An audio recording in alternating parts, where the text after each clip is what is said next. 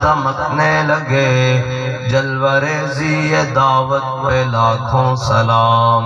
جس کے آگے کھچی گردنیں جھک گئیں، اس خدا داد شوکت پہ لاکھوں سلام۔ جس کے آگے سرے سروراں خم رہے، اس سرے تاج رفعت پہ لاکھوں سلام۔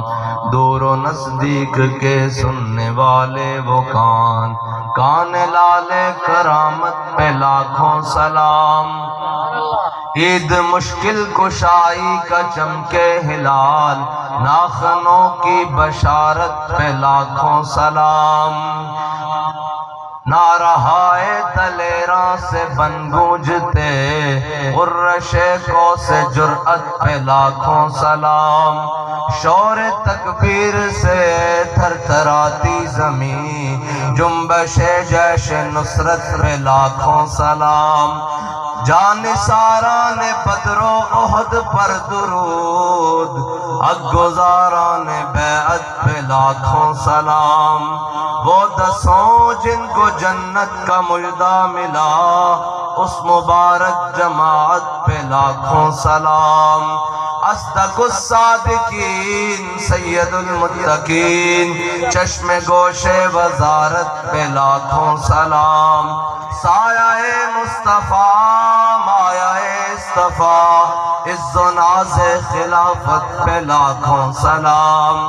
یعنی اس افضل الخلق بعد الرسل، ثانی اثنین ہجرت پہ لاکھوں سلام۔ فارق حق و باطل امام الہدا، تیغ مسلول شدت پہ لاکھوں سلام۔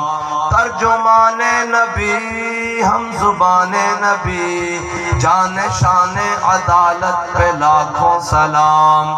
وہ عمر جس کے آداب پہ شیدا سکر، اس خدا دوست حضرت پہ لاکھوں سلام۔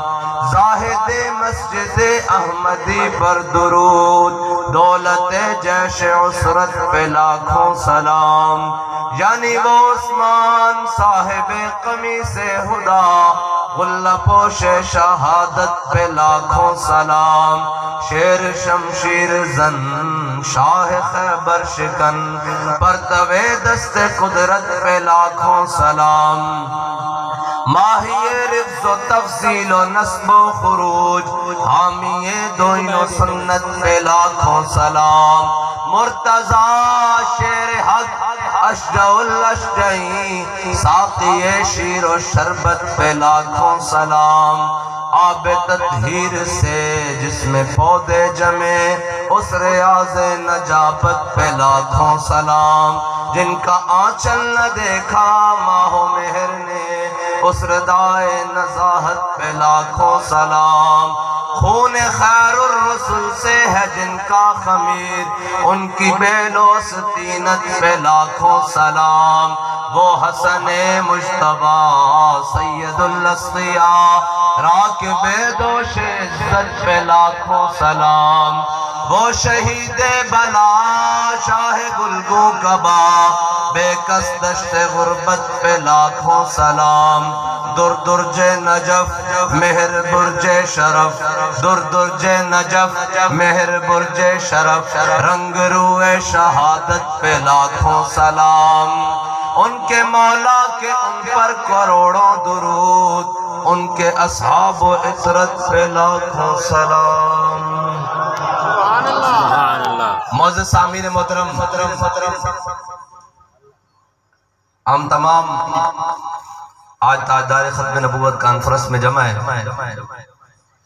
سٹیج پر جلوہ گر علماء کرام، مشائخ اعظام، بزرگان دین، سیاسی و سماجی شخصیات، اور آخر تک پنڈال میں وہ دیوار تک کھڑے ہوئے دوست، احباب، کارکنان، ہم سب کا تعارف تو وہی ہے جو بابا جی کرا کر گئے ہیں کہ ہم کتے پاک رسول اللہ کے،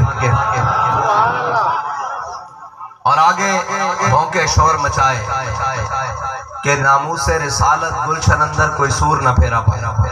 بس اتنا ہی مقصد ہے، اور زندگی کا مقصد جو امیر المجاہدین نے بتایا ہے، اور حقیقی مقصد بھی یہی ہے کہ روح جب میری پیراہن خاکی سے نکلے تو روزے سے آواز آئے ہو میرا فقیر آئے۔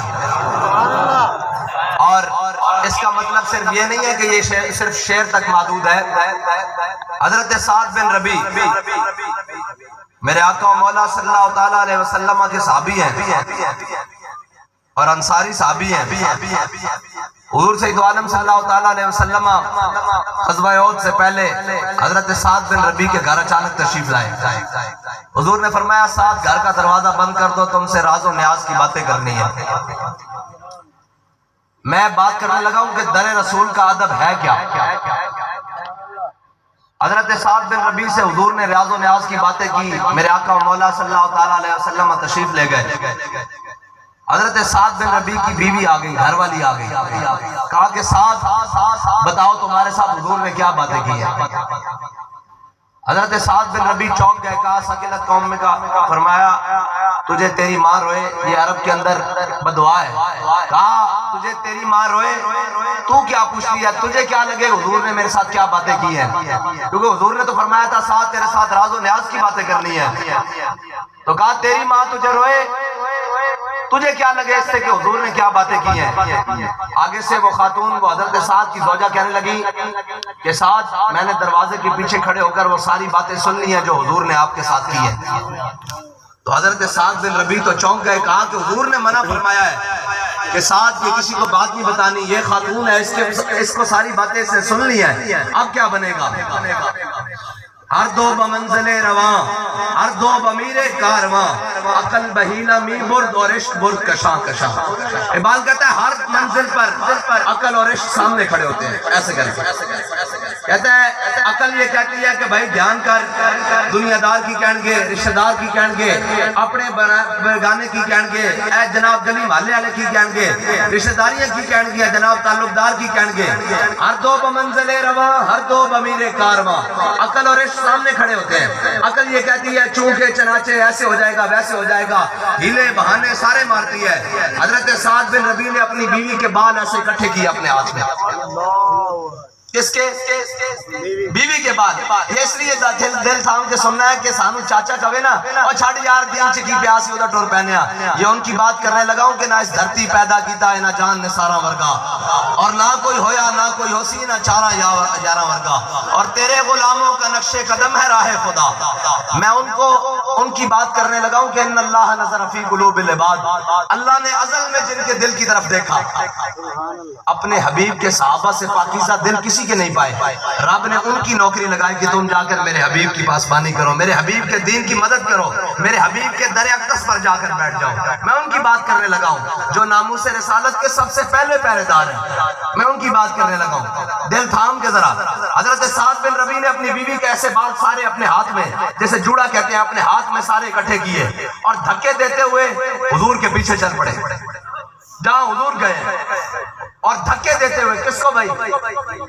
بیوی کو دھتے، اور صحابی رسول، اور جب وہ رونے لگی چیخنے لگی اور جناب دھکے دیتے ہوئے جس طرح حضور جا رہے ہیں، نکلے گلی کے سے باہر، اب خاندان والے بھی اسی گلی میں بستے ہوں گے، شہر والے بھی اسی گلی میں بستے ہوں گے، جب عورت کی آواز بلند ہوئی، میرے آقا و مولا صلی اللہ علیہ وسلم نے پیچھے سے سنی کہ کسی خاتون کی آواز آ رہی ہے رونے کی، حضور رکے، حضور نے پیچھے مڑ کر دیکھا تو سعد بن ربیع آ رہے ہیں۔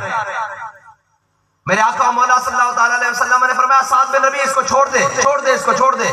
کہا یا رسول اللہ آپ نے مجھے کہا ہے کہ میں نے تم سے راز کی بات کی ہے، یہ میری بیوی ہے، اس نے راز کی بات سن لی ہے، کل مدینے میں بات پھیل جائے، آپ یہ کہیں کہ سعد تجھ سے ایک راز نہ رکھا گیا، میں اس کو آپ کی بارگاہ میں لے کر آ رہا ہوں، یا رسول اللہ حکم دے اس کی گردن اتارنی ہے یا طلاق دینی ہے، ابھی فیصلہ کریں۔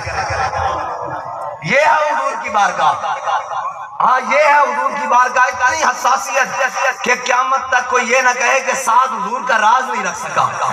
ہاں یہ ہے صحابہ، نہ اس دھرتی پیدا کیتا ہے نہ جان نہ سارا مرگا، اور روح میری جب پیراہن خاکی سے نکلے، اتنی وفاداری کے باوجود حضرت سعد بن ربیع میدان احد میں آپ کو 70 زخم لگے۔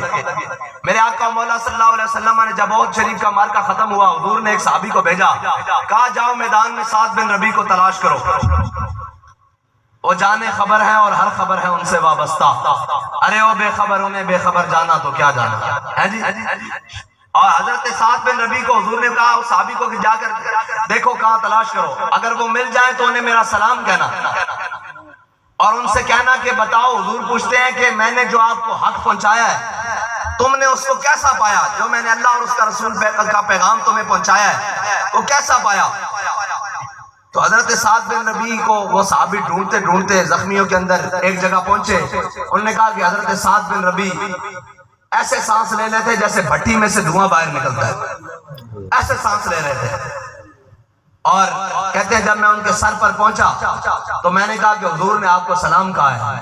کہتے ہیں انہوں نے بڑی ہلکی سی آواز میں، جتنی ان کے اندر جان باقی تھی، روح باقی تھی، انہوں نے جناب جواب دیا وعلیکم السلام، اور کہا کہ ہمارے آقا و مولا صلی اللہ علیہ وسلم پوچھتے ہیں کہ ساتھ بتاؤ جو میں نے تمہیں پیغام دیا، حق پہنچایا، وہ کیسا پایا تم نے؟ تو نے کہا یا رسول اللہ آپ نے ہمیں حق پہنچانے کا حق ادا کر